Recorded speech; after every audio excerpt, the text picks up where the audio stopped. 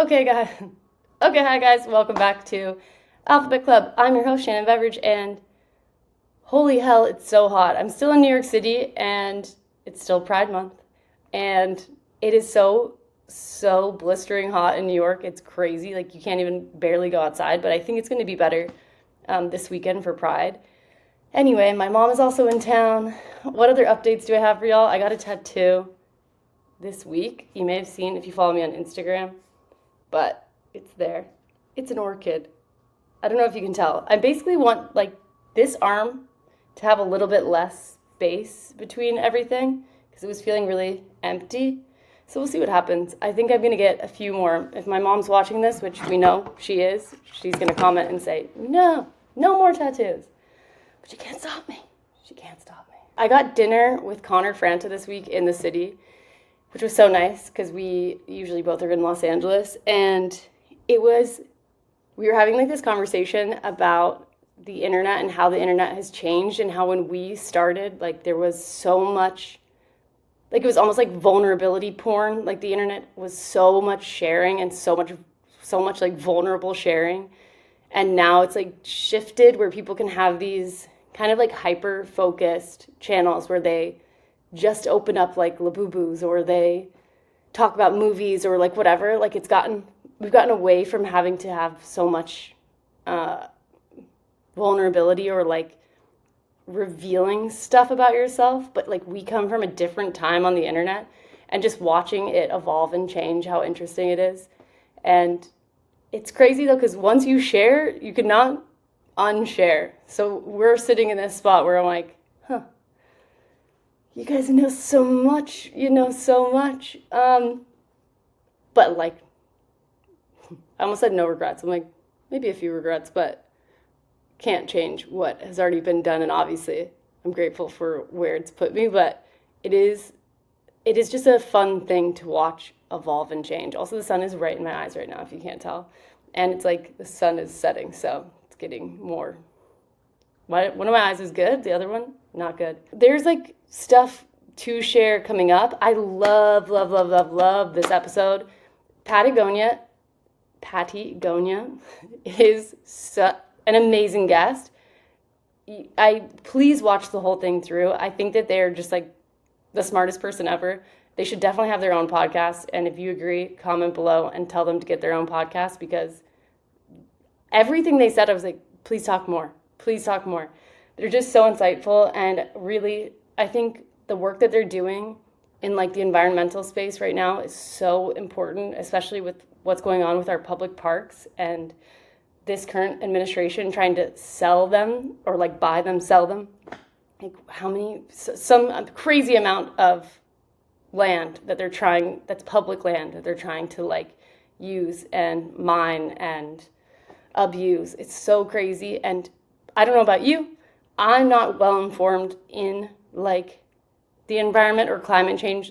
I believe that it's real, but my level of knowledge is it's definitely less than Pattie Gonia. So if you're like me and you want to be more informed and also would like to be informed by a queer person who is also doing it in a really entertaining way, you should follow Pattie Gonia.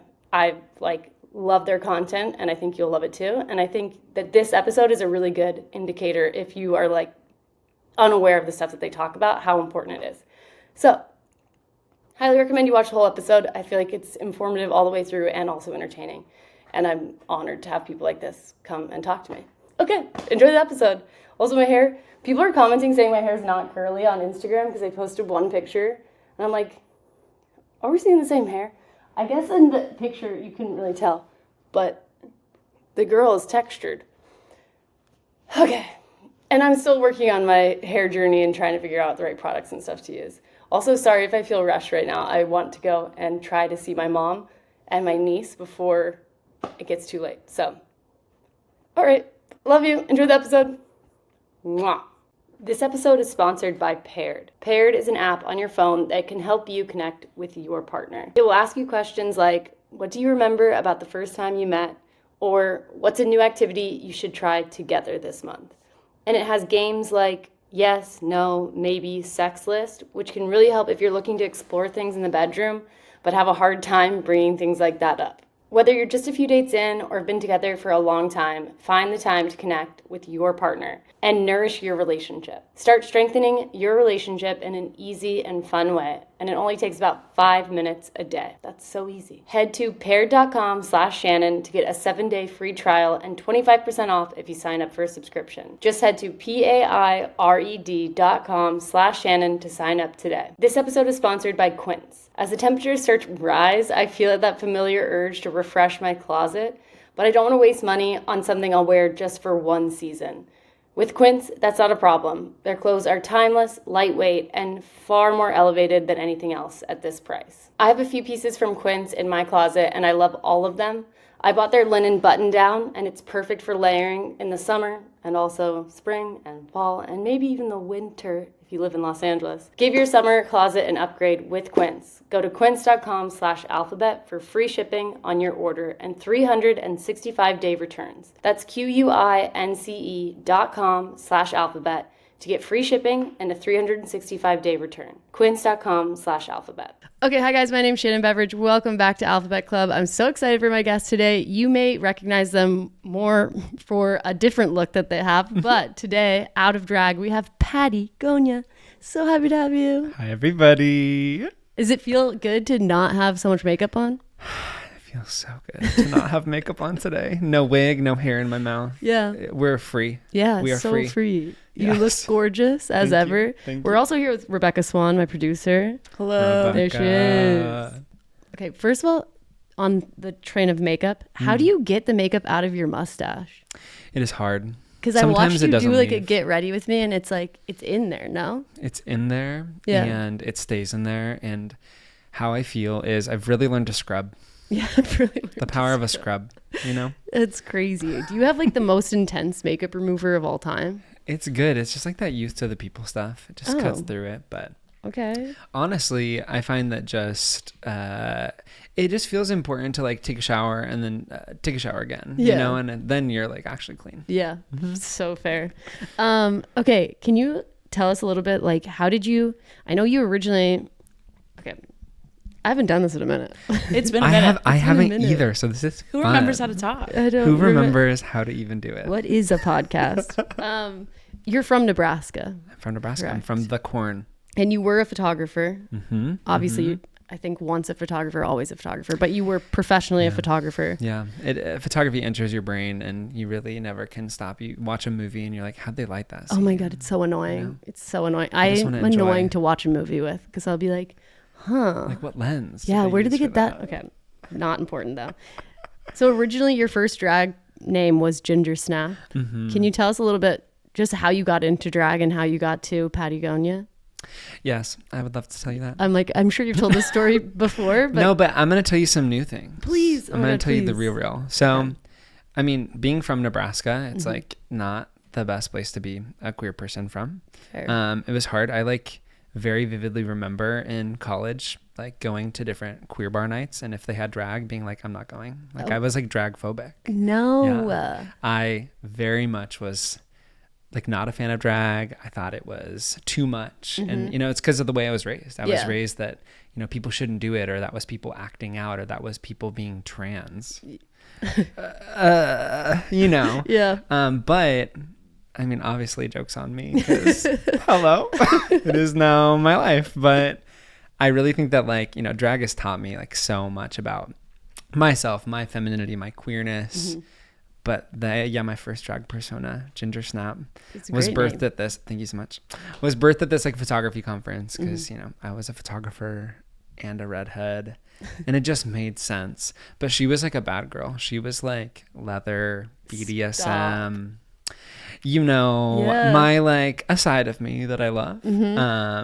But it didn't feel like, you know, my home base like life. So Pattie fits a little bit more now. Yeah. But yeah, I mean, the power of a rebrand, right? So we went from Ginger Snap and one show, doing that for one night. And then I was like, but what about Pattie Gonia? And then, yeah, I went on a backpacking trip, wore some heels. And went viral, The rest right? is history. Yeah, it was crazy. And I mean, we're all used to viral stories, but I think that for me, the really powerful thing when I first started wearing high heels in the backcountry and like on these backpacking trips was that it reminded me a lot of little Win, like little kid Win, because all I would do growing up was like be in my backyard and be gay outside. And like nature, the outdoors was like my first safe space. It was like the place where I felt like I could be me, like queer me. And then, you know, through middle school, through high school, encountering homophobia. And like every sport I played outdoors, encountering homophobia in things like Boy Scouts or just every outdoor activity, I was like, oh, nature isn't for me. And so for me, like wearing heels, doing drag in the outdoors is me taking back that space and really giving myself a lot of the childhood that I didn't get to have. So it feels really important. I think it's really common for a lot of queer people. Like we're told that we're unnatural and that we're wrong, when really queerness, transness is found in every species on every continent on planet Earth. And homophobia is actually just found in one species. So you want to tell me what's unnatural and wrong? I think it's homophobia and not homosexuality, baby. Hey. Yeah, I saw you do like a video where you're dressed as a clownfish. Yes. Drag. Yes. Why, yes. Why, yes. My trans sister, the clownfish. It was so cute. Do you have like, what are some of the examples of ways that queerness, transness shows up in nature? It's everywhere. You know what I was just thinking about walking up to your house is I was watching these bees on these flowers and I was like, oh, flowers are interspecies sexual because without these bees, they literally couldn't have their pollen taken from flower to flower and they couldn't carry on life. So really flowers are gay as fuck and they're everywhere. Also like flowers, like the flower of a plant is it's like vagina. So it's just like they're showing off all the time and we're like, they're so pretty, let's put them in vases. Put vaginas in vases. Anyway, you know, what could be more gay than that? No gay agenda. I mean, queerness is everywhere. It's like, I think when people think about queerness in nature, they often think like, oh yeah, like some lions have gay sex, and that's very true. But I'm after like a very broad definition of queerness. I really think a lot about how queerness innately is creativity, is problem solving. We've all heard the quote of Darwin, the survival of the fittest. Turns out he never said that. What he actually said was survival of the fit. And that changes everything because it's about how things can fit into an ecosystem. It's about how things can provide for the collective whole of the ecosystem is what actually survives. Like the strongest, that's a myth. Like that's toxic masculinity rewriting history in the way that of course it does. I was gonna say, I've never heard that happen before. Yeah, never heard that. It's almost and like, we grew up in Texas. Here we are, Midwest baby. But it's queerness is everywhere. It's like, and it's my favorite thing to talk about because I'm just like, I really think that queer people need to remember that like nature is trying to problem solve just as much as we are.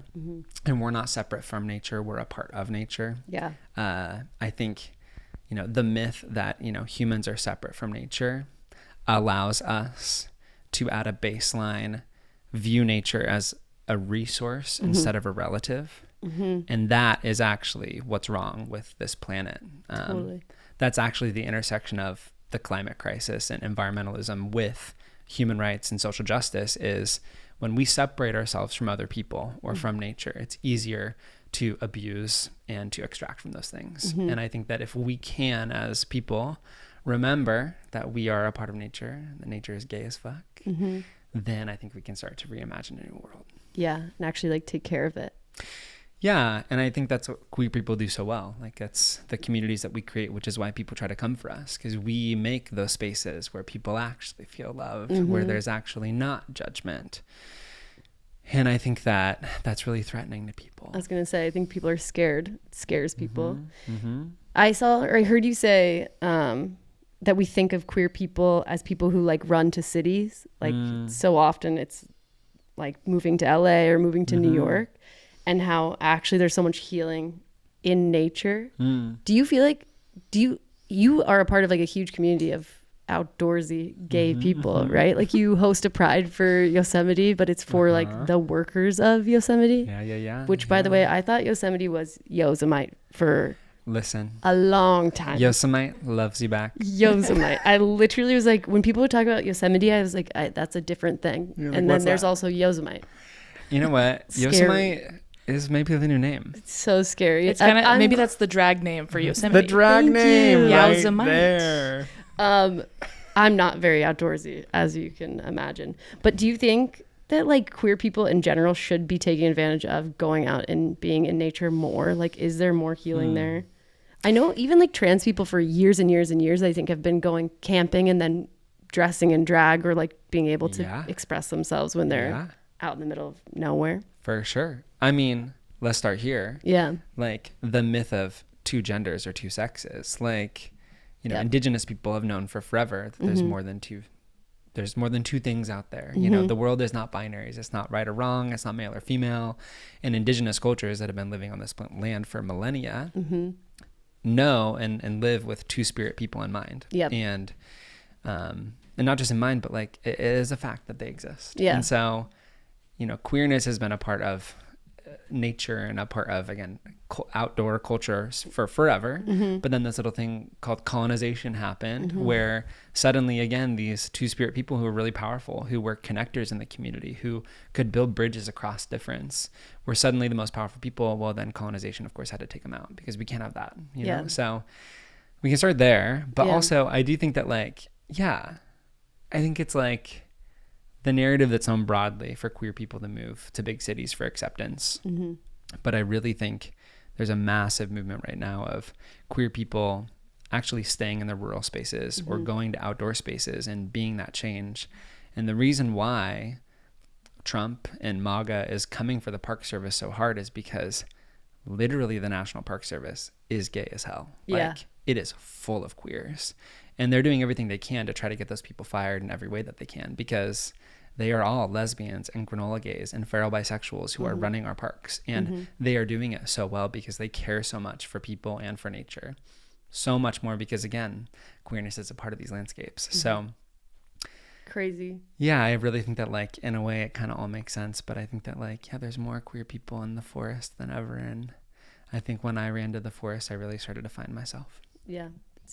And I can't believe you're in heels in the forest like that. I know, it's so dumb. It's literally so dumb. You're really good at walking in heels. You know, I'm really good at walking uphill in heels. Really? The real tea is that going downhill is impossible.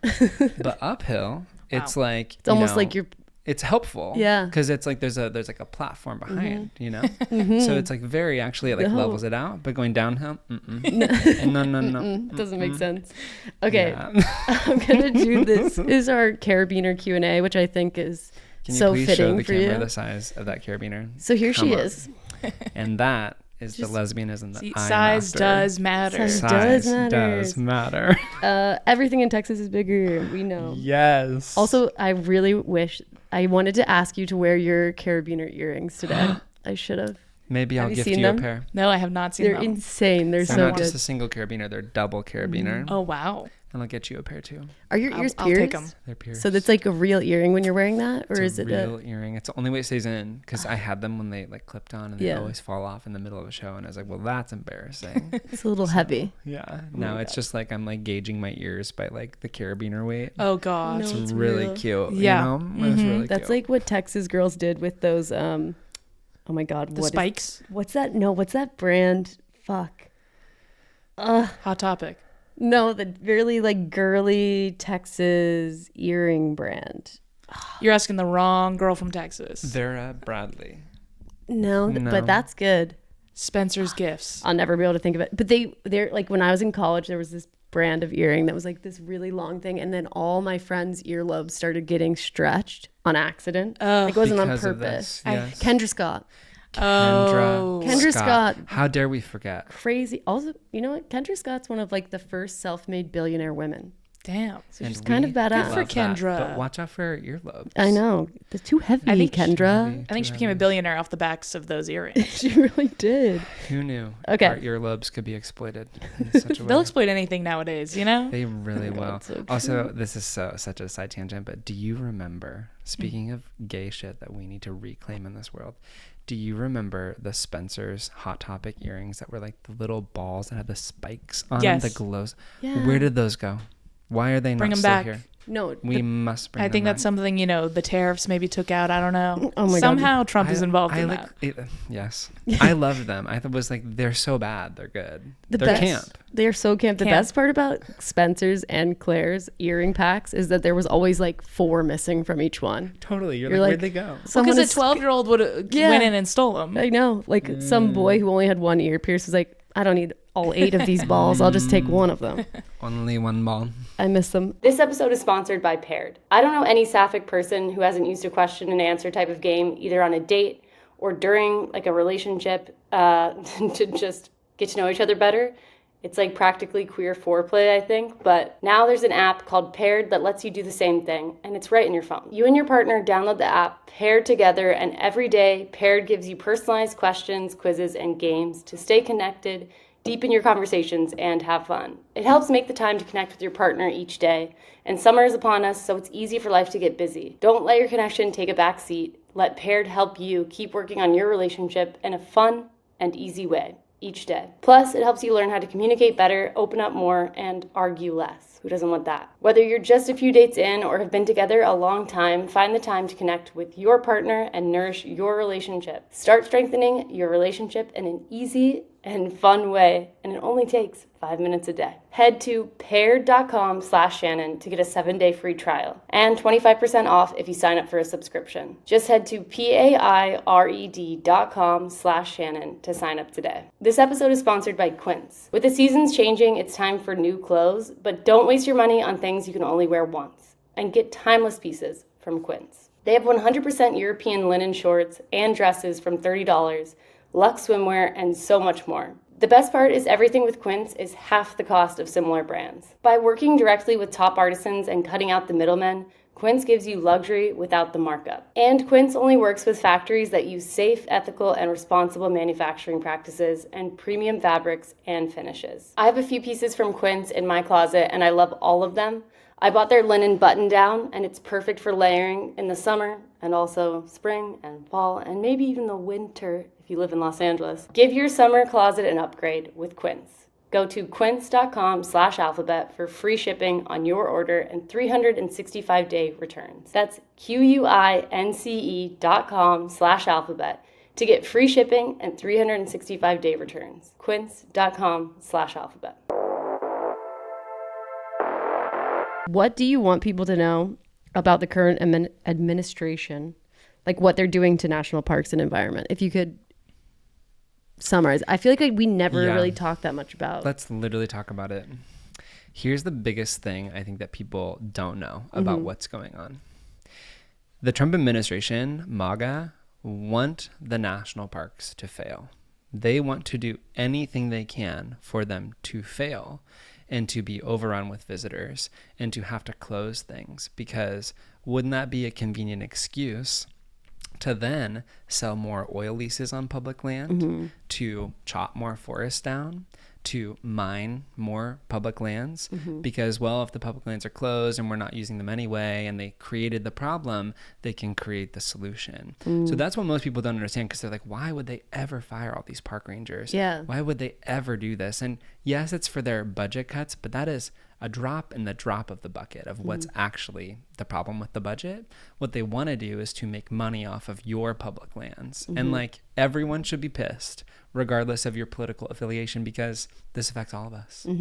Yeah. So I've never understood why that was happening either. Yeah, I mean, like, right now they have oil and gas leases open on land that haven't had oil and gas leases open in 40 years. It's crazy. That just happened. And the person that they hired to, run the Secretary of the Interior is a former like oil exec. Which So- makes no...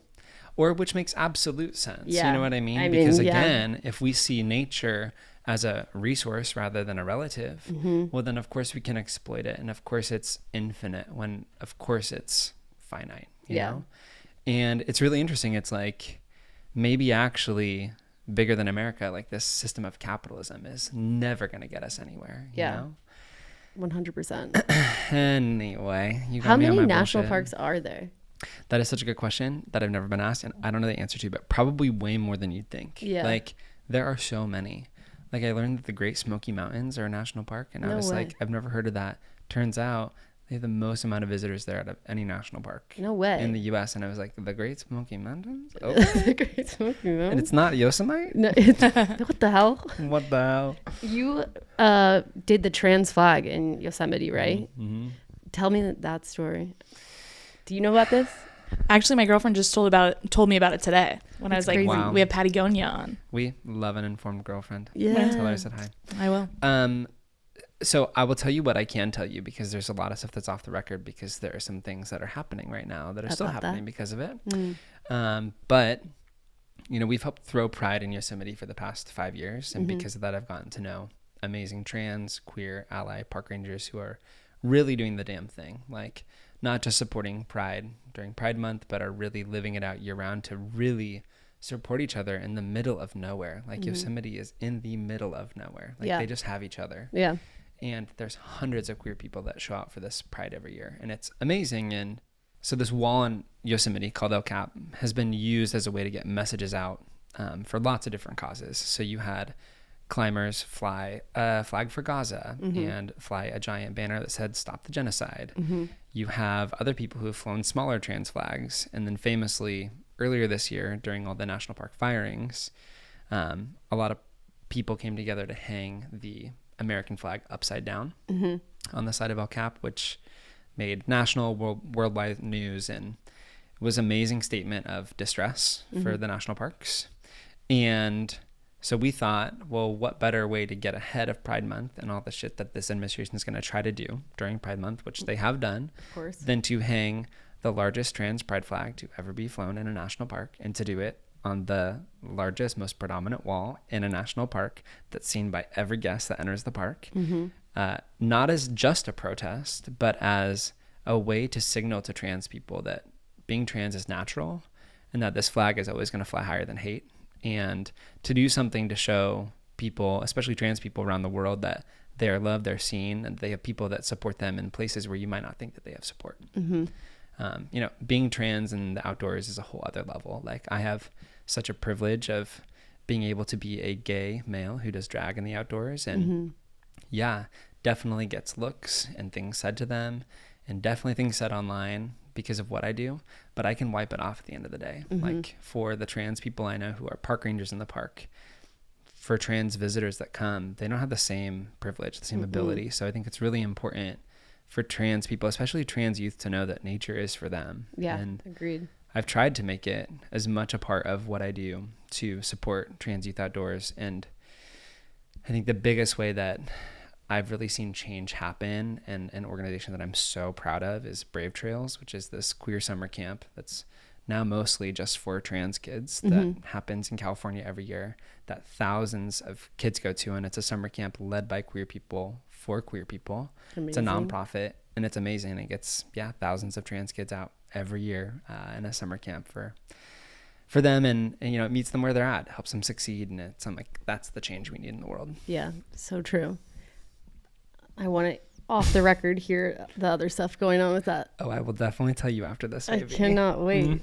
Okay, speaking of that as well, can you talk about the Outdoorist Oath that you co-founded? When Pattie was born, like about 6 years ago, I knew that I wanted to do a lot to try to give back to the outdoors and also transform the outdoors in a positive way. And, you know, there's a lot of education that exists around this thing called Leave No Trace, which is where you go out into nature and you try not to make an impact. Yeah. And you learn about how to do that. And it's a part of like curriculum in a lot of different outdoor summer camps and programs and things. And it's great. And pretty much everyone uses it. And I'm like, why do we not have something that's similar, but for like how we treat each other outdoors? Like, why do we not have simple, general guidelines that everyone can agree on, that aren't political, but are just like, treat other people like you want to be treated, like treat people with respect, like know that everyone recreates differently, you know? And so we went about creating a nonprofit that did just that, that educates allies in the outdoors, that is a safe space for queer people, for BIPOC people, that gets queer people and BIPOC people into the outdoors.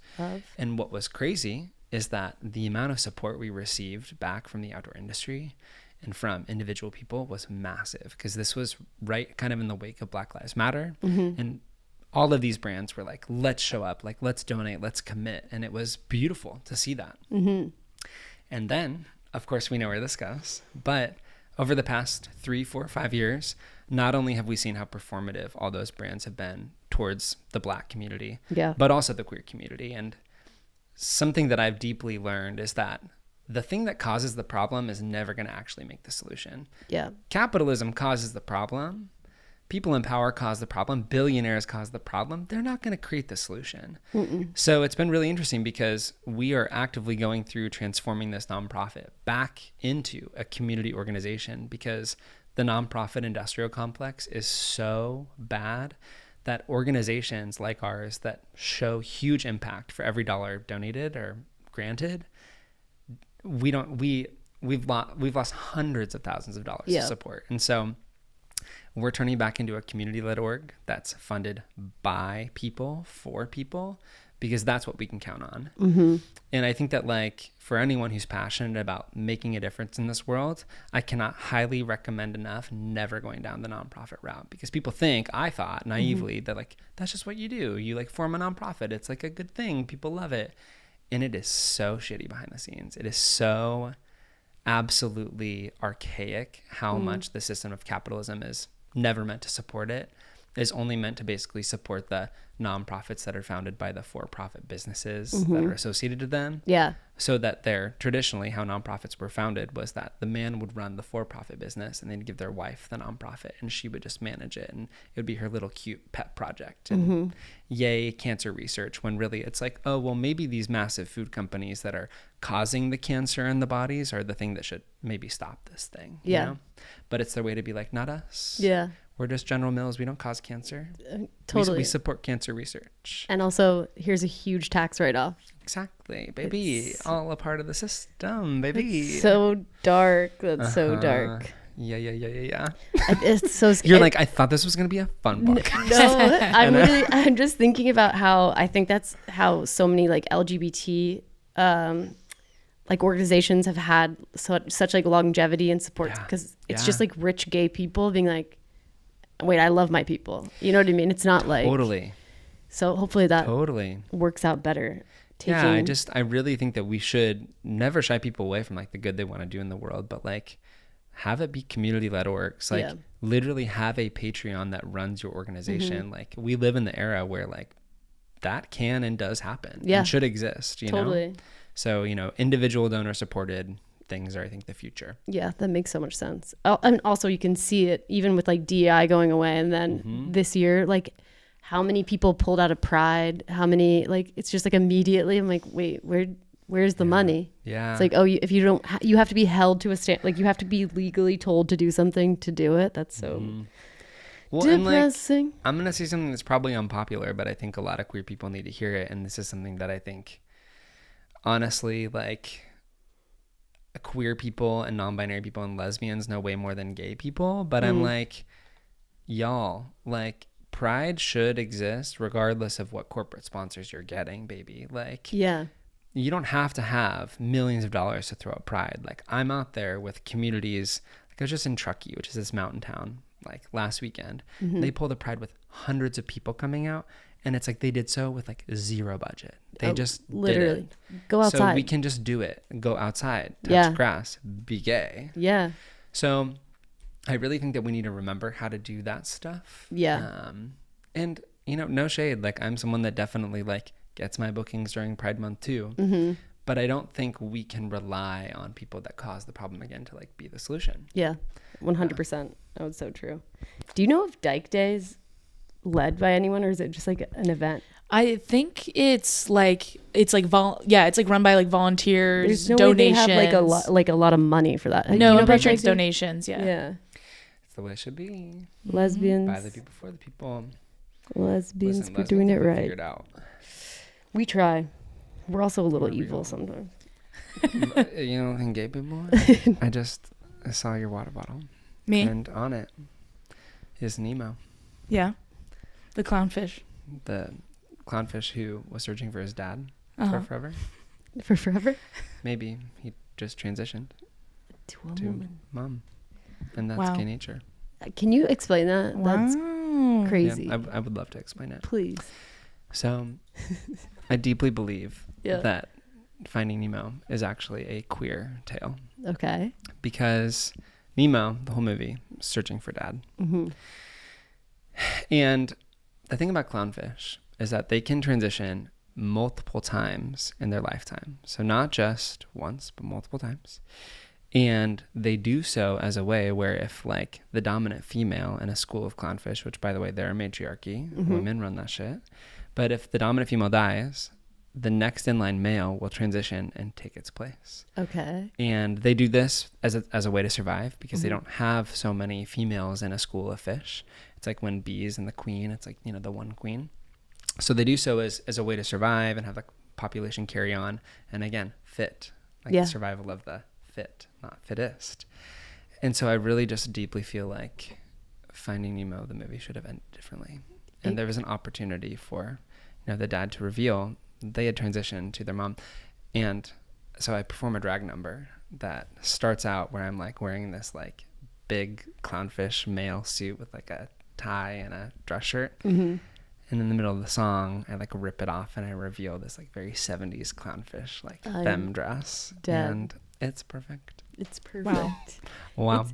I feel like your drag performing is so genius because obviously like drag is a form of protest or like started as like, you know, but it's crazy because you have like a direction. So I feel like so much drag is directionless right now, or like bad drag is directionless in my opinion. Not bad drag, but like less entertaining drag.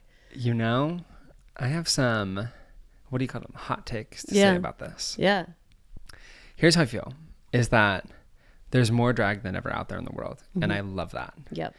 And I also feel like there is a booking for everyone, but not every person is right for every booking, you know? And so for me, like my drag is very unique, like, but I love it. And in a way also, like I've had to really build my stage because it wasn't really a stage that was going to work for.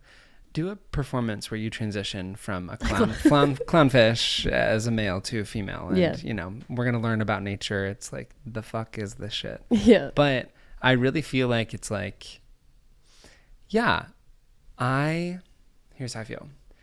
I really wish that drag performers knew that there was more things that they could actually take a stance for with their art form.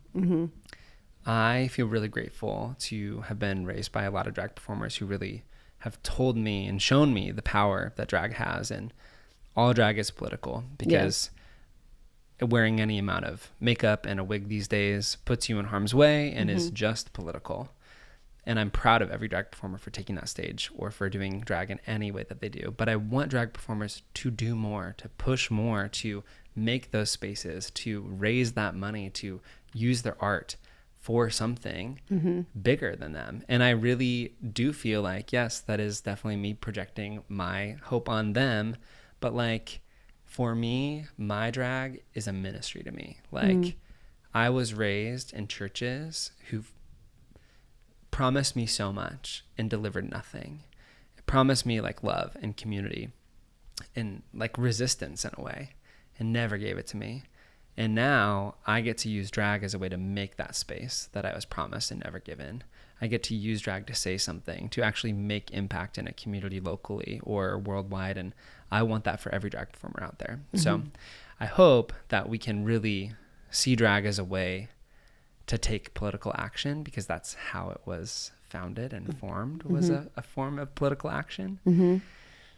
And yeah, I really think that drag teaches us that like joy is resistance and that joy is powerful. And there's a quote in the 80s that was said all the time during the AIDS crisis that I love, of in the 80s that would say that they would mourn in the mornings, they would fight in the afternoon, and they dance at night, and it was the dancing that would keep them going. And I think we got to remember that nowadays, because I'm asking myself a lot, like, do I have permission to feel joy? Like, do I have permission to have fun when the world is burning? And I think actually the people in power want us to not have any fun. They want us to give up. It's a lot easier to control people when they give up. So I'm trying to remind myself that like inaction is an act of choice. Doing nothing is doing something. And that for me, like bringing people together in community and celebrating is the very thing we should be doing right now. And this is the time when artists get to work. Yeah. This episode is sponsored by ZocDoc. Next time you get into a "is this normal" rabbit hole when you have a swollen eye or a tight pain in your neck, instead of searching Google or TikTok to see what's wrong, what if you just actually get the help you need with ZocDoc? ZocDoc is a free app and website where you can search and compare high-quality in-network doctors and click to instantly book an appointment. We're talking about in-network appointments with more than 100,000 doctors across every specialty, from mental health to dental health, primary care to urgent care, and more. You can filter for doctors who take your insurance, are located nearby, are a good fit for any medical need you may have, and are highly rated by verified patients. Once you find the right doctor, you can see their actual appointment openings and choose a time slot that works for you and click to instantly book a visit. Appointments made through ZocDoc also happen fast, typically between 24 and 72 hours of booking, and you can even score some same-day appointments. I've used ZocDoc, and you should too. It is so easy. So stop putting off those doctor's appointments and go to ZocDoc.com/Shannon to find and instantly book a top-rated doctor today. That's ZocDoc.com/Shannon. And one more time, it's ZocDoc.com/Shannon. You're so well-spoken. Do you have a podcast of your own? No. You should. Not This yet. terrifies me. You should. Podcast This terrify terrifies me. you? Yeah. It doesn't terrify me. I'm just like, you know? You're so good. I love in real life things. Like, give me an audience. Yeah. You know? An audience is fun. Yeah. Sometimes. Yeah. Scary, but fun. It's very scary, but it's very fun. You have a drag performance where you use Greta's voice, right? Yes, I do. And- see, again, this is a weird ass drag. I'm like, let me lip sync to Greta Turnberg. No, I think that's amazing. I can't believe, like, what are your takes on what just happened to her? Should we get into it, or is it too... Let's literally get into it. Here's how I feel, is that she had every opportunity in her career to become a media darling. Like, every opportunity to get book deals, to do all the speaker things, to do everything. And she chose to fight for human rights and for the intersection of human rights with the climate crisis, because Gaza is directly the climate crisis. Because why Do they care so much about that land? Why they care so much about that land is because there are key trade routes that go through that exact area. And if you can control them, you get a lot more money. Yeah. And they care about that land also because the people of Gaza actually were doing so much to repair that land, to repair it, to grow things, to plant trees again, and they just bombed all of it. So it's not only committing genocide, it's committing ecocide. Yeah. And so when I think about like her putting her life on the line to do that instead of what she could have done, it is unbelievable to me. Yeah. And I think it's interesting. I sit in this space between advocacy and activism, where sometimes what I'm doing is trying to reach people via like entertainment. Yeah, through I want to put this in like words that make sense. Like what I'm trying to do is to reach people through entertainment as a form of education and provide that first step for people to maybe come to a drag show for the first time or to be in an environmental space for the first time. And then I'm trying to do activism that's like hanging the trans pride flag on the side of Yosemite and almost getting arrested for it. Yeah. And then I'm trying to do another thing and like supporting my friends that are doing a protest for Gaza. And it's this interesting space where I feel like right now there's a lot of groups in the political left that try to tell the other groups that they're doing it wrong or that they should be doing more or less or different. And that tone policing, and that tone policing is actually a form of internalized capitalism, where like if we are busy fighting each other, which the right and people in power depend on, well, we're just laterally oppressing each other. We get nothing done. And my message for everyone this Pride Month is different dream, same team. Like we are all going about this different ways. And we need to make space for other people to do things in their different ways because we don't realize how covert or overt are different strategies, and everyone is needed in the whole. Like we need community builders, we need bridge builders, we need artists, we need creatives, we need nurturers, we need frontline responders, we need all of that. and that's all equal. Like it's a circle. It's not like some pyramid.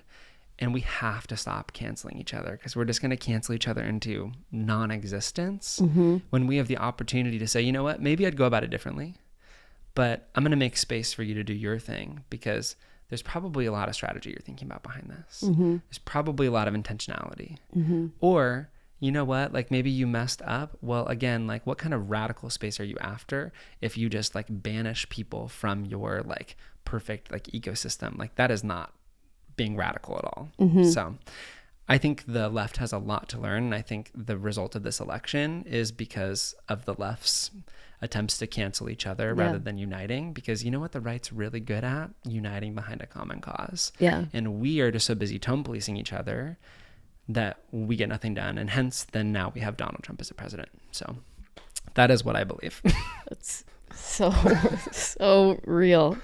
I'm like, I feel like I just want to listen to you talk. I'm like, I don't know what to ask you, but what else do you have to say? I'm like, tell me more. It's interesting, right? It's like, I mean, yeah. How do I put this? What I wish more people knew is that, okay, cancel culture, right? Yeah. Like imagine it's this Coliseum, right? We often think that the two people that are battling each other in the Coliseum are the people that actually should just like stop doing it. They should stop canceling each other. But really, the only reason it happens is because hundreds of thousands of us are sitting in the stands watching it happen. So we're really an equal part of it, even if we don't think we're the two people battling it out. And, you know, we used to actually watch people like throw swords at each other or try to stab each other to death. And now it's literally just like two people on their phones on like the other side of the city, you know, and it's like, but we all watch it and we all give that its Coliseum. And I really think we have to all think about, myself included, like how much we're putting ourselves in those seats and what it looks like to take ourselves out of those seats. Way harder to do than it is just to say it. But I'm like, there's just so many times. And again, I recognize how much fucking privilege I have in this and in my intersectionalities. And also how much like I need to check that privilege often. I've been really grateful for people to share things to me in a constructive way. And there's that fine line where I'm like, you know what? I think there's a lot of actual bullying that is happening via the like guise of critical feedback. Yeah. Agree. And I think that it's bullshit. And I think, again, different dream, same team. What if we actually just made space for everyone to do their thing in their own way, reach their own people, because they are reaching people that I can't in different ways. I'm reaching people in different ways that they can't. And we're all trying to do this. 100%. There's a huge difference between like feedback or like learning moments and just people like trying to get you. You know what I mean? There's so much like gotcha-isms of like, well, sure, that's true, but what about, it's like, where are we going? It's like one step forward, two steps back in every kind of like conversation. TikTok is also just like so horrible about it. I feel like it's like the biggest one where I'm like, where are we going? Like, what are you actually wanting to achieve from these, like, oftentimes I think it's just attention. I'm trying to think of how to word. Yeah. Right. I'm trying to think of how to word this, but there's like a situation I saw where people were like, oh, you just like fed that person to the wolves. And all these people were commenting about it and like making TikToks and being like, that person's fed to the wolves. And I'm like, you're the wolves. Like you're saying this and it's like, you're the wolf. Like, what do you mean? How can we be so, I don't know. It's just so irritating and disheartening, I think, every time. And then at the same time, I think as someone who's been on the other end of it, we're like receiving that feedback, I also like can't even enjoy the entertainment of that anymore. Like when I see something happening and like the drama and people are like, did you see blah, blah, blah. I'm like, you know what it's like. When it pops up on my like For You page, I have to hit not interested because I'm like, this is just so overwhelming and I know what it feels like to receive it. So like watching it, I'm like, it's not fun. Yeah, it's interesting. And I think that's like, you know, that's what happens in post cancel culture world is that like everyone gets canceled for everything. Yeah. So no one's actually ever canceled for anything. Well, I mean, let's just look at who's president of the United States. Literally. Like the reason why he can get away with anything is because he has been canceled for everything. And you know what makes a person uncancelable is being canceled for everything. And then he's like, what you got on me now? Literally. Like, I've taken every arrow you have. So if we wonder what it looks like on the other side of this, Donald Trump as a president is what it looks like on the other side of this. So I'm like, do we want more of that or less of that? No. And, you know, like, I try to live by this crazy rule called, like, treat other people like you'd like to be treated. Mm-hmm. And it's really crazy to me how much, even with the internet or with like main society these days, how much that's like compromised in my life. Like, because it just shows up in front of me. It's your For You page. It's the conversation with a friend. And I think it's really interesting to me how the people that I surround myself with who are creating the most in this world are oftentimes the people that are like talking about people the least, you know, because they're making things. They're busy. Some people are so fucking bored. Yes. I'm like, you are so bored. People are bored. And again, I don't fault them because capitalism creates this ecosystem where they are bored all the time. Yeah, where we want them to be bored. Of course. Because then you have more time to buy shit. Yes. Scroll on TikTok. Ding, ding, ding, ding, ding, ding, ding. So yeah, I mean, the roots of this are crazy deep, right? Yeah. And again, it's like this thing where it's like, I don't fault people who are caught in cancel culture or sitting in a seat because, like, oh my gosh, like, I've totally loved sitting in a seat before too, but I'm like, is it productive? You know, is this really going to get us anywhere? And if I imagine a world post-Trump or a different America, we got to address this shit, you know? Because the algorithms are only going to make it worse. I know. It just gets more and more. Like, it's like every day you see it getting crazier and crazier. I can't get over too, like, did you see the woman who created a TikTok and then, like, tried to see, she said, she told TikTok that she was like a 16-year-old boy. And then she, like, actively tried to stay on videos that were, like, a little bit more right-leaning. And it only took, like, 30 TikToks. I'm definitely misquoting it. But it was, like, a really crazy, quick silo into that world. Yeah. I'm like, I mean, for sure, we know this. It's right in front of our faces. It's fascinating too because the TikTok algorithm can't figure me out because it's like you're in drag sometimes and you're a woman, you're out of drag other times and you're a man, and like, you know, it passively watches your face when you're scrolling. So it's like, oh, this man is passively watching the For You page, but then like making content as a woman, and like what? So I get the weirdest shit in my algorithm. Like, I get like pro-Trump stuff all the time, and I'm also researching like Fox News, Trump, whatever. So the algorithm's like real confused on what's going on here. That is so interesting. And so I see so much of it, you know. And then also, I'll say it on camera, like, I have burner accounts that I will like absolutely follow people who are of danger to me or of like, or just special interest areas like the Trump administration, like train algorithms to literally see like what other people are saying. What are you seeing? Yeah. And I think it's really incredible to see a view into that world. And honestly, that's why I've kind of just built my career on Instagram and tried to just stay on Instagram, which is not absolved of issue. It definitely is. But it's been the app that I've been able to reach community as most. And I just feel like, TikTok is like this drama hole. TikTok is, And so I just try to stay out of it. It is so, it's crazy because like with like everything happening with ICE right now, I have seen a few TikToks that are people stitching other creators' TikToks or whatever, where the person's being like, this is good. What's happening is good. And it's crazy because I'm like, that I'm not seeing that anywhere. I'm only seeing my beliefs. So like when I see people even stitching, I'm like, where did you find that white girl? Like, where did you find that blonde white girl? Why isn't she on my For You page? Like, totally. I don't see I went that. to high school with her. Yeah. And you know what? You did too. You just don't realize it. No, mine is trained in the opposite way. It's the same thing happened, I think, when Trump won the first time. How many people on the left were like completely disillusioned and shocked. Like, they're like, no way. Yeah, babe. And now I'm like, oh my God, it's how much time later and it's still happening the same way, and we're still kind of like being like in disbelief when these things happen, when I don't know, it's just so disheartening. It's really scary. You know, I think a piece of maybe our jobs that people don't realize we're like hyper into, or I don't want to speak for you, so I'll just speak for myself, but like I'm obsessed with media literacy, and I'm obsessed with just like trying to understand platforms and things. I love podcasts and I love listening to podcasts because it makes me empathize and actually like people more who my algorithm or who politically I would feel like I would just hate at a baseline or dislike at a baseline. I think there's some power in that. I think there's some power in podcasting. I think there's some amazing ability to like sit and actually hear a real human. And I think we all self-edit in different ways for the internet in different ways. I mean, I'm self-editing right now and I think I'm not, but I do find that like the shorter form the content or the more the algorithm is pumping this attention getting and or also like engagement, therefore like inflammation, the more I'm just like dislike that person or that thing or the platform altogether. And so in a weird way, I kind of feel like in a media landscape, podcasts can really help save us. Yeah.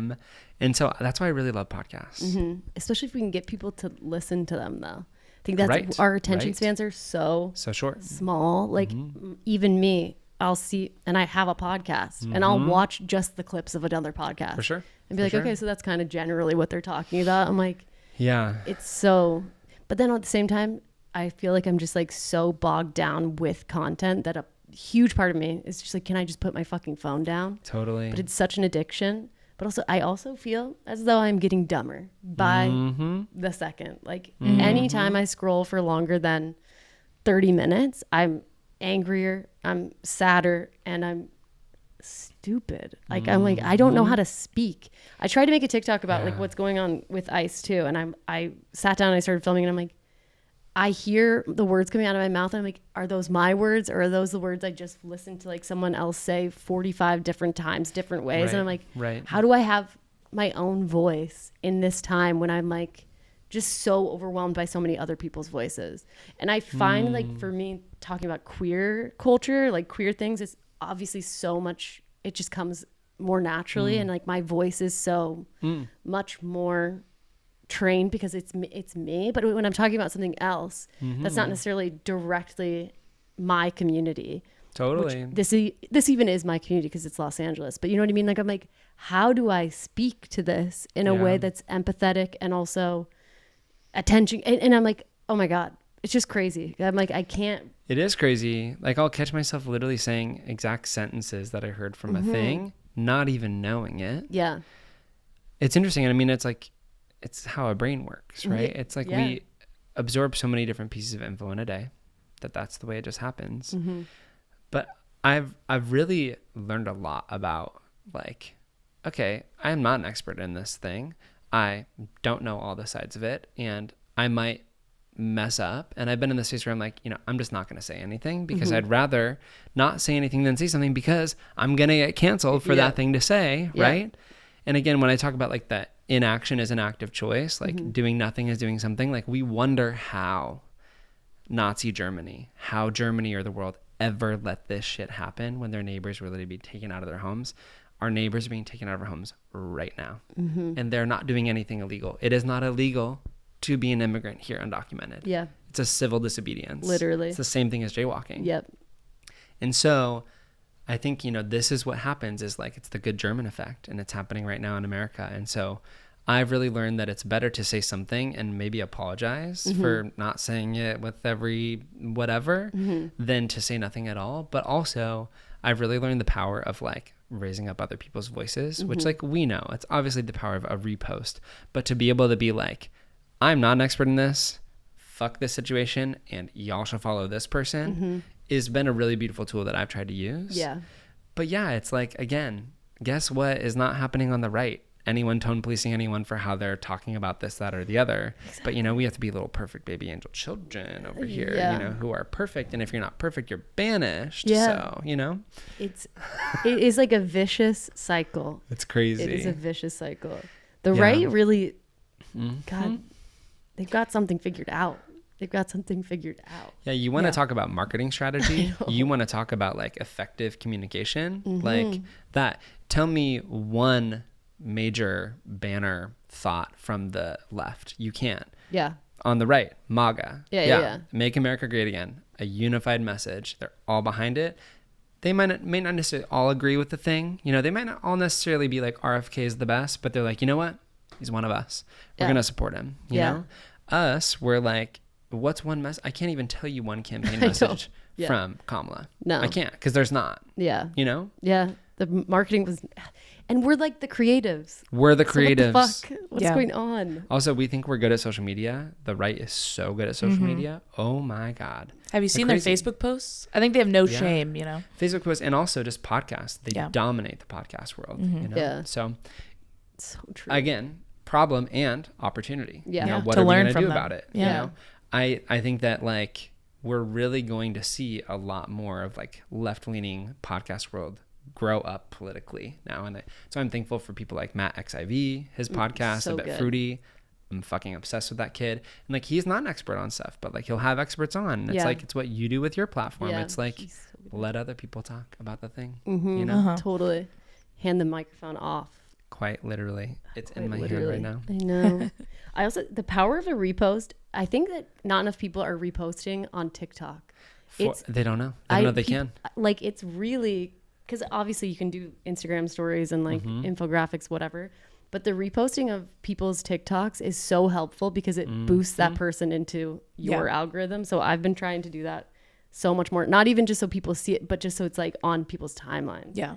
So if you don't know about it, you should be doing that. Even if you don't have followers, like you don't have to have like a ton of followers. You can just repost things for the sake of, it's like when people used to be like comment and click the link. Like, do you remember like during COVID, the way people were trying to get things to boost? I don't think you could repost yet. Totally. So like if you comment and copy link, you don't even have to send the TikTok to anyone, but it will. Yeah. Yes. But now you can repost. So. Yeah. All the triggers for engagement. It's crazy. It is No, crazy. yeah. I think reposting is just a really important way to use like privilege. Like definitely like during this time, I'm like, I don't know exactly what to say, but just like these people do, people who are from other communities. Yeah. It's like, and it's so easy. Just hit repost, Literally. you know? And or also like the power of sharing it with the one person in your life who maybe you can only reach, but like no one else can. Like my mother, I love her, watches Fox News all the time. And I love to send her videos and just be like, hey, I'd really love to hear your thoughts on this. It's not even like a, you know, you really need to watch this or like, blah, blah, blah. It's just like, I'd love to hear your thoughts. Like, let me know how this lands with you. Because that's the reshare, the repost that matters, you know? Definitely. And like, this deeply makes me think about that, like, you know, when we feel like we don't know like what to do, or like we're having conversations with people where like they're maybe not open to changing their mind or even just having a civil conversation, like it makes me think so much about like going home for the holidays and for like Thanksgiving. And like I sat so many Thanksgivings at the adults table and tried to open people's minds by my existence or by sharing counter opinions to maybe what they thought. And now I just sit at the kids table because like those kids are like who actually have open minds, are the people I can reach, who I actually want to hear their opinion. And so I think that like, yeah, there's so much of this that's like repost. It might just go into our echo chamber though, but like what are the chances we have in our real life to just make those little shifts to like actually make a big impact, you know? Totally. And maybe it's sitting at the kids table, maybe it's sharing with that one friend, maybe it's truly like hearing someone out who disagrees with us and like asking more questions to them. I think we're going to find more commonality at the end of the day because also as much as people in power, billionaires, and the politicians that support them want us to be fighting inside the left movement and inside the liberal movement, they also know that a people divided is the best way to control people. And so if they can keep the right and left battling each other over these culture war issues, well, then we're easier to control. Yeah. We're focused on the wrong 1%. We're focused on trans people. We're focused on immigrants. These 1% populations. How about the 1% or 0.01% that are billionaires that are killing this planet and people on it all for profit? I think that's the real 1% we should be focused on. Literally. That's so true. Yeah. Look at that truth bomb. We're like, I know. Truth bomb. Okay, wait. I just want to say, I cannot believe you're in that pro-Trump ad as do you know the one that was like, Kamala's for they, them, and Trump is for you. Oh, and a clip of you is in it? I'm the drag queen in it. Oh my God. Only because. I need your autograph. Only because, and I will share this on this podcast. This feels important to share. This is really important. So I met Kamala 2 summers ago when she was vice president. Didn't think she was going to run for president at all. met her. It was teed up to me to be this incredible experience where like I was going to get the opportunity to sit down with her for like a small intimate dinner with like queer people, and it was going to be that.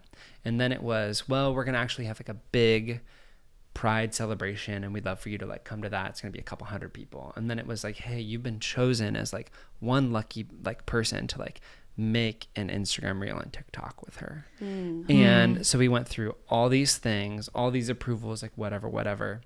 And I go to meet her and she's meeting these billionaires in line before me. And I'm like the last person that she's like meeting. And she is so kind and so nice to all these billionaires, these mega donors, these people that really matter to her. And when it came to me, she could have given 2 shits less. And the thing for me that's the real zinger is I don't care if you treat me like shit, but she was treating people on her team like crap and other people in the room like crap. And if you are treating people like that way, and I understand you're stressed, you're tired, it's the end of your day. And I want to give grace for that. But like if you treat other people poorly who like don't matter to you, that's all I need to know about you.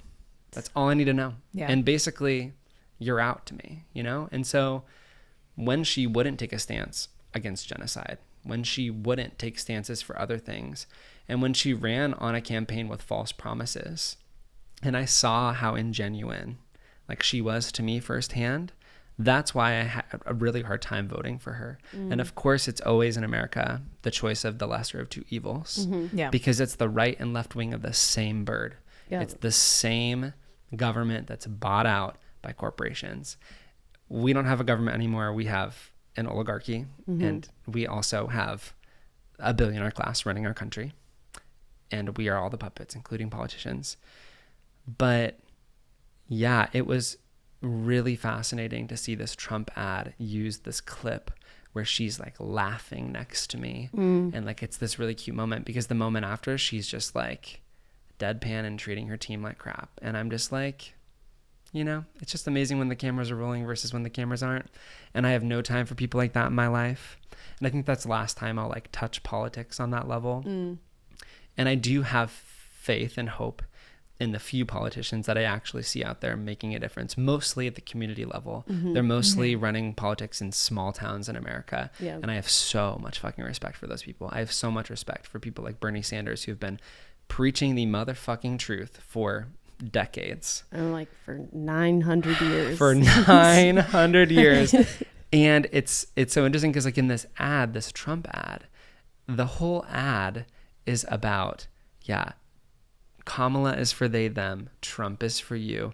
And also that like Kamala is letting trans inmates get access to health care, of which I'm not trans, of which I am not an inmate. Yep. And it was a clip of JVN with Kamala, and then it was a clip of me with Kamala. And it's just fascinating to me because it's like, it truly is like we are,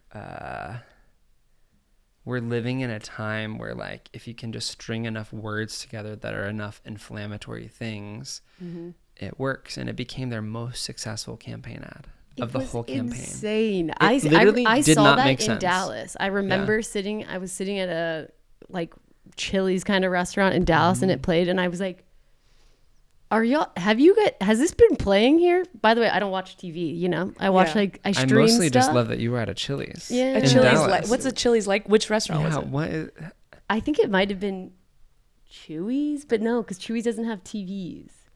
I don't know. It was like a sports bar restaurant Chewy's. type person. Torchy's? We're both from Dallas, so. Torchy's? Oh my God. But I was sitting there with my dad. I'm like, what the fuck? I honestly LOL'd. I was like, that is the funniest shit I've ever seen. It's like if you were to make an SNL skit of a campaign ad. Feels like a 30 Rock storyline. Yes. That's where we're at. It is.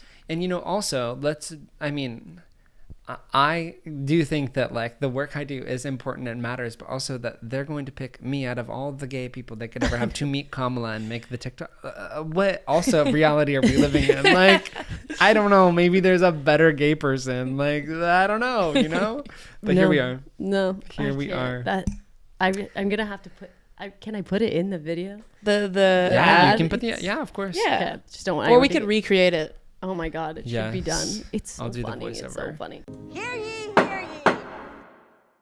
This is a segment where we do a gay agenda, which is what would we add to the gay agenda? My gay agenda ad this week is I think that we should normalize your favorite gay person being someone you know in real life and not someone that you just follow on social media. I love that so much. Yeah.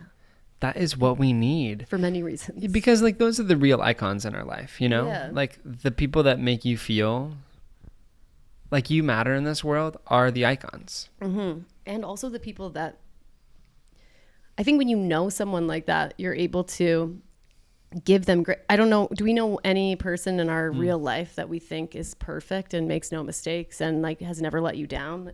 No. And you still love those people, you know? I think when you hold these other people like on a pedestal, of course they will let you down. They're going to let you down like everyone you love has always done. So it's like, I don't know. I think the queer world would really benefit from that. Yeah. Who is that person for you?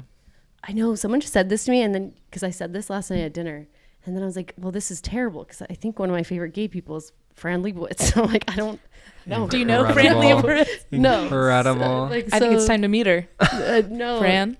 No, I think I have too many to say. Like, Yeah, I think totally. I'm really so blessed with a huge community of queer people, and like they're all my favorite people. You know, like I couldn't pick one. I think that is also a huge problem if you're a queer person and you have no community. It's obvious, and I'm sure that that's happening for a lot of people, and not because they want it to be the truth. You know, like you might still be in Nebraska or in Oklahoma in your sorority, and the only gay people you have access to are people that you're looking at through a lens.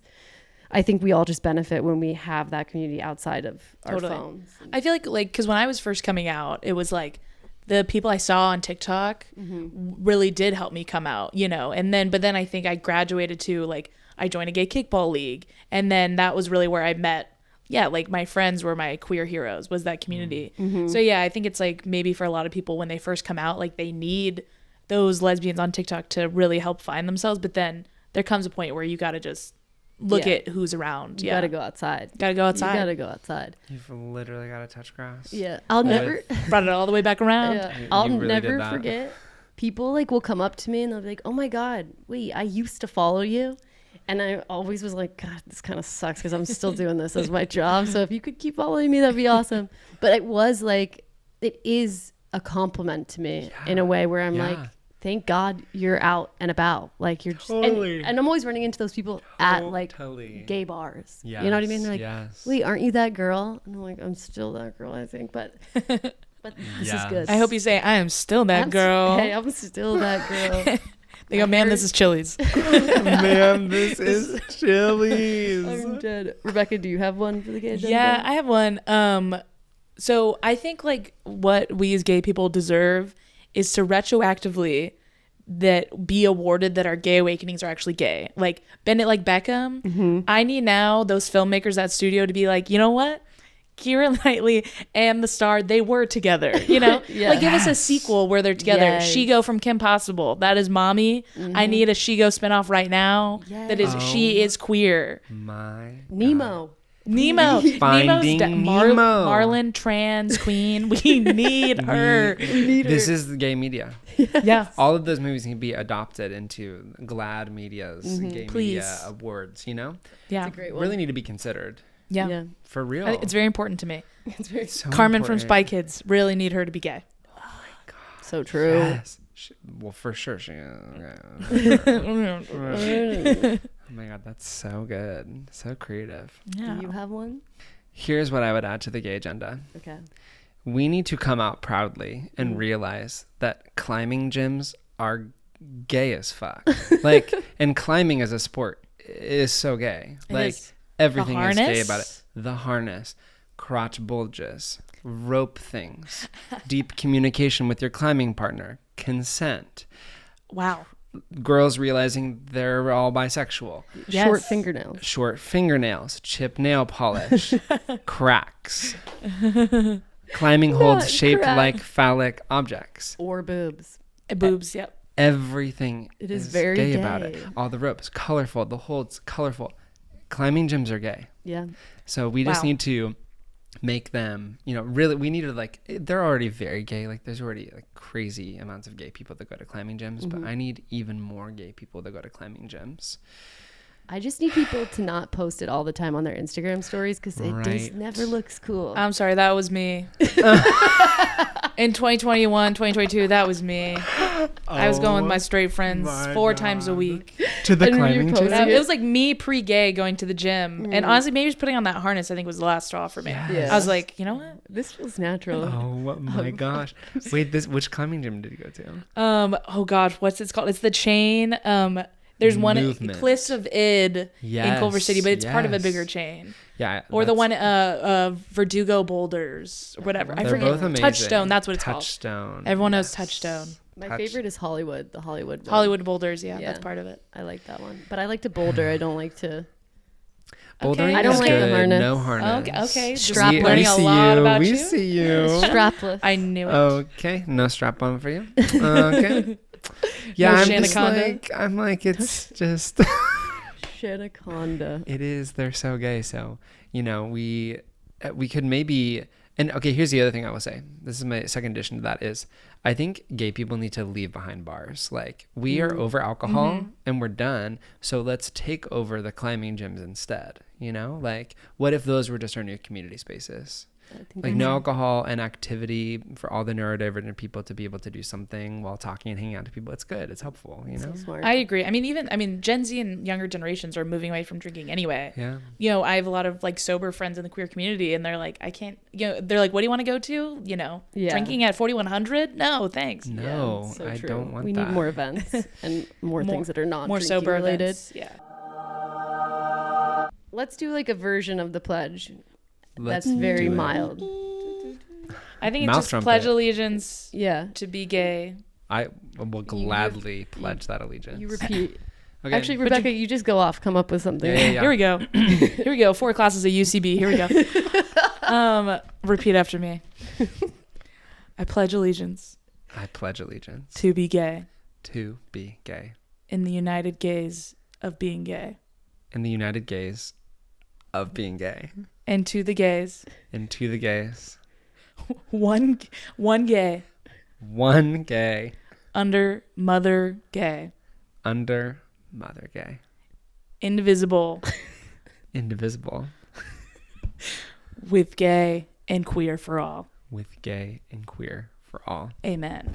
Amen. Oh my God, that was the best one yet, for sure. And this is for Oh my you. gosh. It's just a little pin to commemorate that you're a part of this club. Alphabet Club. You were before you came, and you will be when you leave. And we're so glad that you were here. And I will have all of your socials below. Is there anything like you have coming up that you want people to?